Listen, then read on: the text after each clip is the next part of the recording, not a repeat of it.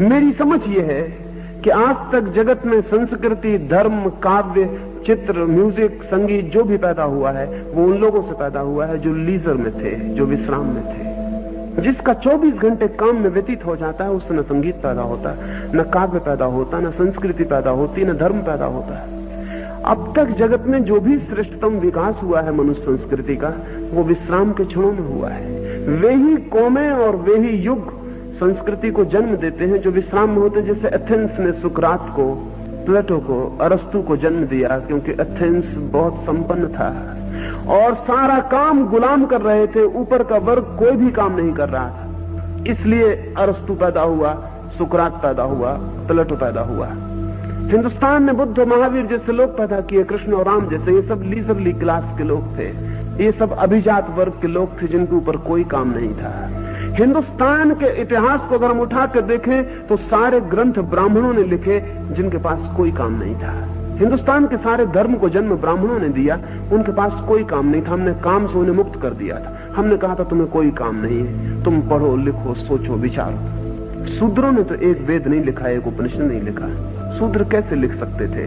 पूरे हिंदुस्तान के इतिहास में एक बुद्धिमान शूद्र पैदा हुआ, वो भी अंग्रेजों की बदौलत, डॉक्टर अंबेडकर। उसके पहले कोई शूद्र पैदा नहीं हुआ। नहीं हो सकता, कोई कारण नहीं है। उसको 24 घंटे हमने काम में उलझा दिया है।